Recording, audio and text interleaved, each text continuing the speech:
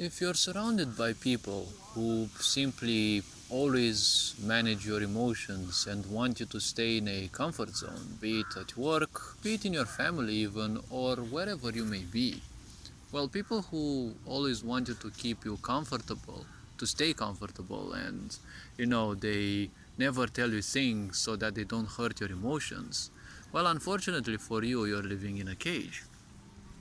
Why is that? Because real people, the ones who achieve things in life, they always seek to enlarge their uh, comfort zone. See, science has proven and, well, has evidence and such that a part of our brain is called the survival based brain. They called it the reptilian brain, but that part of our brain specifically handles the idea of survival. What survival ultimately means is wherever you can, you take whatever you can in order to survive. In order to take what you can, you need to set up walls, right? Or at least mark your territory. When you mark that territory as yours, the point is, well, all territories need to have a certain wall, but as long as you have things that handle your survival, walls are not needed. Sooner or later, you'll simply want to extend your surface, right? You'll want to extend that place or whatever, and when it can no longer be pushed outwards, then you set up the walls because you expect anyone else to simply become aggressive, or you expect everyone else or others obviously to do the same thing, right? It is in a way like those browser games where you simply extend, you fight other empires, you attack them, raid, whatever you call it, okay? So the simple point is, survival is like this, okay? You take what you can, when you cannot, you simply raise walls. And the problem is, well, walls also make you alone. And if you have a citadel, it doesn't matter how impregnable the walls are. The more impregnable the walls are, the more you will feel unbeatable, undefeatable, probably even immortal. But the problem is, it all matters on diplomacy. Because if you suck at diplomacy, your fortress will become a graveyard, right? Your fortress will become a burial mound, or your tomb, if you suck at diplomacy and you end up surrounded by enemies, right? Because, well, you also have to be good at war, because a part of survival is war. You have to understand not every enemy will be there to simply be available for diplomacy. In order to be capable of diplomacy with a foe, you need to also learn their language. You need to learn how they function, how their organization functions, and, well, more background ideals, right? Like religion, political views, or social aspects, right?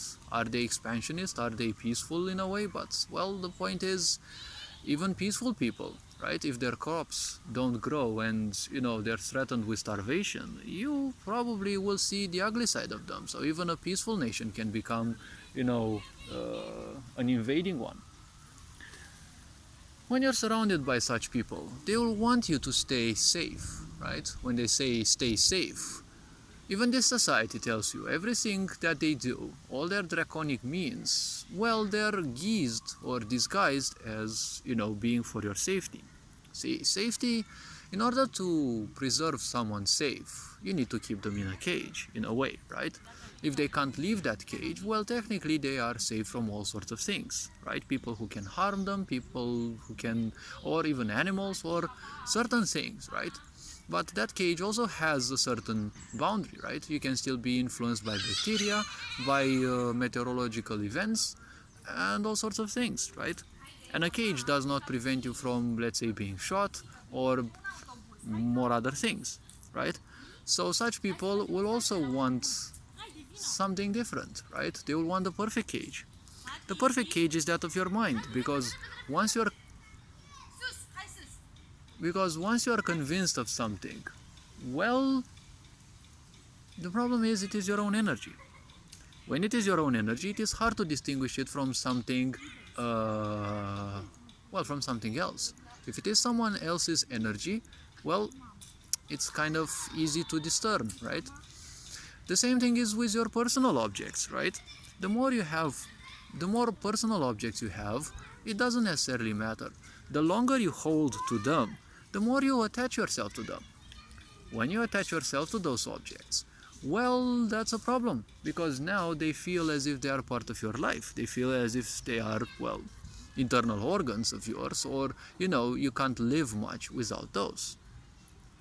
So that is what some of these sick people want you to live your life as if they are part of your life and you cannot live without them.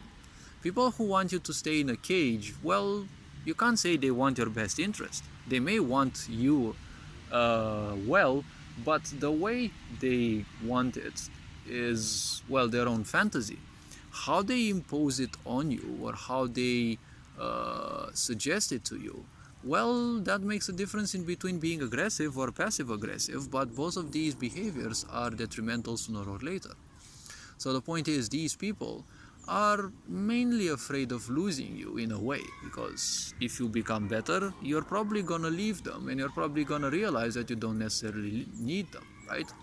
Because if your family is poor and they've been traumatized through life, they'll want you to stay safe because they don't want you to go through their own traumas. But you have to understand one thing, that leaving your family doesn't necessarily mean leaving them forever, right? Say you become rich, sooner or later, everyone will want to be close to you, right? Even your family. Maybe you've been abandoned by your family or by your true family and you've been taken by someone else. The moment you become rich, you shouldn't be surprised that your real family will come back to you. That will end up with some trauma, yes, with some drama and such, but there have been cases and, well, it's not going to be the end of it in the first place. So when it comes to life and different ideas, when you strike it rich, people will naturally want to come to you because, well, some of them are simply opportunistic. But the very simple point to understand in life is transcending a certain environment will happen sooner or later. You move further because you have transcended its limitations more or less, you have realized things, and you have to understand, leaving your family behind because they want you kept in a cage doesn't mean that you're betraying them. They may portray it like that because they will play all sorts of feelings against you to try to keep you in your cage and to try to do the same shitty things like them. But you have to understand one thing. When someone proposes you something, look at them how they are in real life, okay?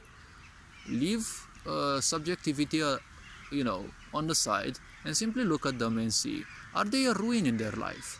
Well, since when would a ruin want you to do well in life, or since when does a ruined person or someone deeply wounded want you to do well, right? A very few people who are deeply wounded, yes, will probably care about others because they don't care about themselves, but the problem is if you allow them to help you, they will consume themselves even further and their pain will also become yours, right? You kind of don't want to mingle too much in that place at the same time, right? You don't want to mess with people who are extremely wounded because their energy is contagious in the first place. Now, the point is, if you are to leave your work environment, well, that's not necessarily a big problem because you may find another one, it may take time, and, well, you'll have to adapt to it and such. When it comes to your family, it is always going to be much harder, and the question would be why? Well, the point is you have to understand, we need money to live, so the point is you have to find a certain balance. You have to find a way in which you can find extra means of money, extra sources of income. When you have more sources of income, you can also take care of your family, right? Maybe they've been toxic to you and you don't want to pay them, but you can simply send them some money from time to time because they also have to live. Unfortunately, they have been conditioned to live in poverty as if it is the only way possible, and most likely they're investing all their energy into that because it is their comfort zone. So most likely you're not going to be able to pull them out of their comfort zone. Is this a problem? Is this a tragedy? Well, to a certain extent, maybe, if people cannot handle this. But if you can understand that and simply don't feel either pity, nor shame, nor guilt, nor even, things like being happy for them being like that, you just live your life, do things, get the money that you want by providing, value, and simply can help your family this way. Hopefully this video raised a bit of awareness. You are appreciated. Take care. See you next time. Berinjan Board signing out.